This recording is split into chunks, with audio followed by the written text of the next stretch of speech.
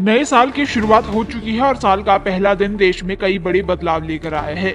1 जनवरी 2026 से कई ऐसे चेंज लागू हो रहे हैं जो घर की रसोई से लेकर कार के शौकीनों तक की जेब का बोझ बढ़ाने वाला साबित होगा। ये बदलाव जहां कुछ मामलों में राहत लेकर आए हैं, वहीं कई मोर्चों पर आम आदमी का खर्च बढ़ने वाला है। सबसे पहले एलपीजी सिलेंडर की बात करें तो 1 जनवरी 2026 से 19 किलो वाले कमर्शियल गैस सिलेंडर की कीमतों में 111 रुपए तक की बढ़ोतरी कर दी गई है। दिल्ली में ये सिलेंडर अब 1580 रुपए 50 पैसे से बढ़कर 1691 रुपए 50 पैसे का हो गया है।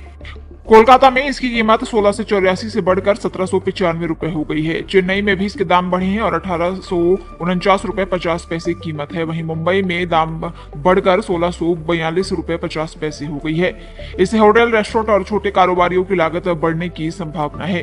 नए साल की शुरुआत पर इंद्रप्रस्थ गैस लिमिटेड ने अपने उपभोक्ताओं को राहत दी है। कंपनी ने घरेलू पाइप्ड नेचुरल गैस यानी पीएनजी की कीमतों में प्रति स्टैंडर्ड क्यूबिक मीटर 70 पैसे तक की कटौती करने का ऐलान किया। इस कटौती के बाद दिल्ली में पीएनजी की नई कीमत घटकर 47 रुपए 89 पैसे प्रति एससीएम हो गई है।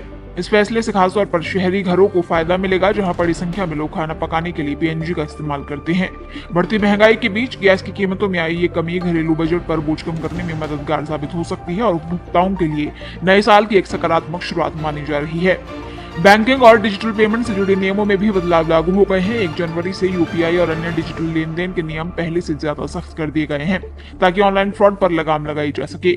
इसके साथ ही सिम कार्ड के वेरिफिकेशन की प्रक्रिया भी कड़ी कर दी गई है। राहत की बात यह है कि एचडीएफसी बैंक, एसबीआई और पीएनबी समेत कई बैंकों ने लोन की ब्याज दरों में कटौती की घोषणा की, जो नए साल से प्रभावी हो गई। इसके अलावा पीएम किसान सम्मान निधि योजना में भी कुछ बदलाव किए गए हैं। यूपी जैसे राज्यों में अब योजना का लाभ लेने के लिए यूनिक किसान आईडी अनिवार्य कर दी गई है। साथ ही अगर जंगली जानवरों द्वारा फसलों को नुकसान पहुंचता है तो 72 घंटों के भीतर उसकी रिपोर्ट दर्ज कराई जाती है, तो अब उस नुकसान की भरपाई भी योजना के तहत की जा सकेगी। पैन और आधार को लिंक करने की डेडलाइन 31 दिसंबर को खत्म हो गई। ये उन पैन कार्ड धारकों के लिए थी जिन्होंने अपना पैन बनवाने के लिए आधार नंबर के बजाय आधार एनरोलमेंट आईडी का इस्तेमाल किया था। अगर आपने आधार और पैन को लिंक नहीं किया तो आपका पैन कार्ड बेकार हो सकता है। इससे आप टैक्स रिटर्न नहीं भर पाएंगे, आपकी कमाई पर ज्यादा टीडीएस कटेगा। इन्वेस्टमेंट केवाईसी और यहां तक कि फिक्स डिपॉजिट के लिए आपके आवेदन रिजेक्ट हो सकते हैं। वहीं नए साल के साथ ही कार खरीदना भी महंगा हो गया है और 1 जनवरी से कई ऑटो कंपनियों ने अपने वाहनों की कीमतों में इजाफा कर दिया। बीएमडब्ल्यू, रेनॉल्ट और निसान ने अपनी गाड़ियों के दाम में 3000 रुपए से लेकर 3% तक बढ़ाने का ऐलान किया। वहीं होंडा और टाटा मोटर्स ने भी कीमतों में बढ़ोतरी के संकेत दिए, जिससे 2026 मॉडल की कारें पिछले साल के मुकाबले ज्यादा महंगी पड़ सकती हैं। इसके अलावा 8वें वेतन आयोग को लेकर केंद्रीय कर्मचारियों और पेंशनधारियों के लिए नया साल अहम साबित हुआ है। 7वें वेतन आयोग का कार्यकाल 31 दिसंबर 2025 को समाप्त हो गया था, जिसके बाद 1 जनवरी 2026 से 8वां वेतन आयोग औपचारिक रूप से लागू हो चुका है। लंबे समय से इसका इंतजार किया जा रहा था, क्योंकि इससे वेतन और पेंशन में बढ़ोतरी की उम्मीद जुड़ी हुई है। हालांकि जानकारों के मुताबिक फिलहाल इसका असर सिर्फ कागजी प्रक्रिया तक सीमित रहेगा, यानी कर्मचारियों की बढ़ी हुई सैलरी और भत्तों का रिकॉर्ड तैयार किया जाएगा, लेकिन वास्तविक रूप से बढ़ा हुआ वेतन और एरियर मिलने में अभी कुछ समय लग सकता है। सरकार की ओर से नई वेतन संरचना, फिटमेंट फैक्टर और भत्तों को लेकर अंतिम अधिसूचना जारी होने के बाद ही इसका लाभ सीधे कर्मचारियों और पेंशनधारियों को मिलेगा।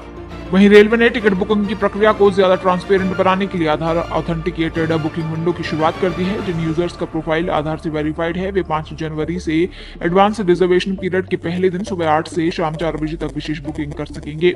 वहीं फाइनेंशियल ईयर 2024-25 के लिए रिवाइज और बिलेटेड आईटीआर फाइल करने की अंतिम तारीख 31 दिसंबर थी।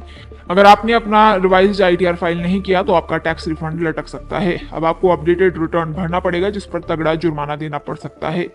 वहीं नए साल में ईपीएफओ नियम बदल रहे हैं। मार्च तक पीएफ बैलेंस का 75% एटीएम या यूपीआई से इंस्टेंट निकाला जा सकता है।